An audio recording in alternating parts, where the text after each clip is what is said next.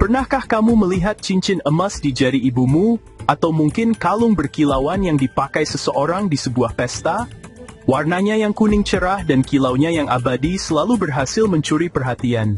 Kita sering melihatnya, bahkan mungkin memilikinya. Tetapi pernahkah kamu berhenti sejenak dan bertanya, benda indah ini sebenarnya terbuat dari apa sih? Dari mana asalnya kilau yang begitu memikat itu datang? Pertanyaan ini mungkin terdengar sederhana, tetapi jawabannya akan membawa kita pada sebuah petualangan sains yang sangat menarik. Dari ledakan bintang yang dahsyat hingga ke dalam perut bumi kita sendiri yang penuh dengan rahasia. Jawaban paling sederhana dan langsung adalah emas terbuat dari emas. Ini mungkin terdengar lucu atau membingungkan, tetapi memang begitulah adanya. Emas bukanlah campuran dari beberapa bahan lain seperti saat kita membuat kue. Emas adalah sebuah unsur kimia murni, sama seperti oksigen yang kita hirup atau besi yang digunakan untuk membuat pagar. Dalam dunia sains, khususnya dalam tabel periodik unsur, emas memiliki nama Latin yang keren, yaitu aurum, yang disingkat menjadi simbol Au. Jadi ketika kamu melihat perhiasan emas, pada dasarnya kamu sedang melihat kumpulan atom-atom aurum yang sangat banyak dan terikat satu sama lain dengan erat. Setiap unsur kimia memiliki ciri khasnya sendiri. Emas atau aurum ini secara alami memiliki warna kuning metalik yang khas dan sangat indah. Sifatnya juga sangat unik. Emas adalah logam yang sangat lunak dan mudah dibentuk. Para pengrajin bisa menempa sepotong kecil emas menjadi lembaran yang sangat tipis atau menariknya menjadi kawat yang sangat halus tanpa membuatnya patah. Selain itu, emas juga tidak mudah berkarat atau bereaksi dengan unsur lain. Itulah sebabnya perhiasan emas yang disimpan selama ratusan tahun pun akan tetap berkilau seperti baru, tidak seperti besi yang akan berkarat jika terkena air dan udara. Jadi, ketika berbicara tentang emas murni, kita berbicara tentang unsur tunggal dengan nomor atom 79 di tabel periodik. Namun, seringkali emas yang kita temui dalam bentuk perhiasan sudah dicampur dengan logam lain. Mengapa demikian? Karena emas murni, sering disebut emas 24 karat, sangatlah lunak. Untuk membuatnya lebih kuat, awet, dan tidak mudah tergores saat dipakai sehari-hari, para pengrajin perhiasan mencampurnya dengan logam lain seperti pengrajin mencampur logam di bengkel, proses pencampuran emas dengan perak atau tembaga stok, perak, tembaga, atau nikel. Campuran inilah yang kemudian menghasilkan kadar emas yang berbeda, seperti 22 karat atau 18 karat, yang lebih keras dan cocok untuk dijan perhiasan. Sekarang kita tahu emas adalah unsur bernama aurum. Pertanyaan berikutnya adalah, dari mana unsur ini berasal? Apakah emas terbentuk begitu saja di dalam planet kita? Jawabannya jauh lebih spektakuler dan melibatkan peristiwa di luar angkasa yang sangat dahsyat. Para ilmuwan percaya bahwa hampir semua emas yang ada di bumi sebenarnya tidak berasal dari bumi. Emas adalah tamu dari luar angkasa. Unsur-unsur berat seperti emas tidak dapat diciptakan oleh bintang biasa seperti matahari kita. Proses pembentukannya membutuhkan energi yang luar biasa besar, yang hanya bisa ditemukan dalam peristiwa kosmik tertentu. Peristiwa paling mungkin yang menciptakan emas adalah tabrakan antara dua bintang neutron.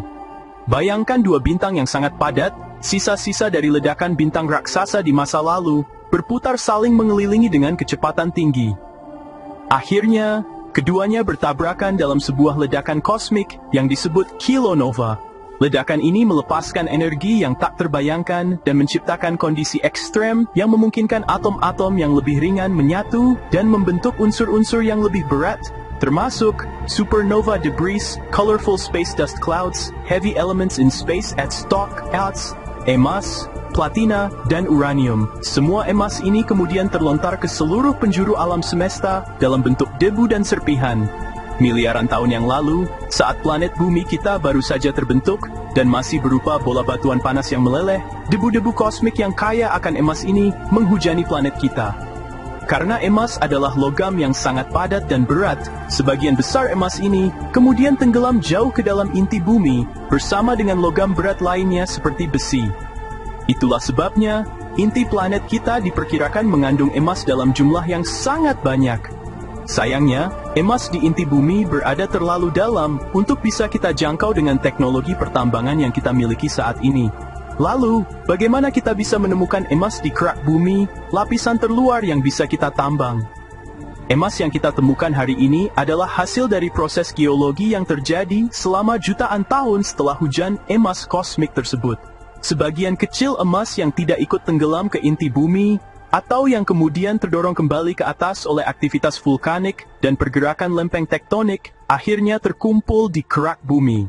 Proses inilah yang memungkinkan kita untuk menemukan dan menambang logam mulia ini, sisa-sisa dari tabrakan bintang yang terjadi jauh sebelum bumi ada.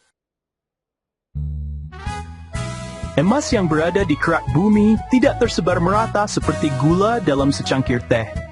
Logam mulia ini biasanya ditemukan dalam konsentrasi yang sangat kecil di dalam batuan. Proses pembentukannya di alam melibatkan air panas yang kaya akan mineral. Jauh di dalam kerak bumi, air tanah bisa menjadi sangat panas karena dekat dengan magma. Air super panas ini kemudian melarutkan sejumlah kecil emas dan mineral lainnya dari batuan di sekitarnya. Air panas ini seperti sup geologi yang membawa partikel-partikel emas bersamanya saat bergerak melalui retakan-retakan di dalam batuan bumi. Ketika larutan air panas ini naik menuju permukaan yang lebih dingin, kondisi kimia dan fisiknya berubah. Perubahan suhu dan tekanan ini menyebabkan emas yang terlarut tidak bisa lagi bertahan dalam bentuk larutan. Akibatnya, emas mulai mengendap dan memadat kembali, mengisi retakan-retakan batuan tersebut. Proses yang terjadi selama ribuan hingga jutaan tahun ini, akhirnya membentuk apa yang kita sebut sebagai urat emas atau vein.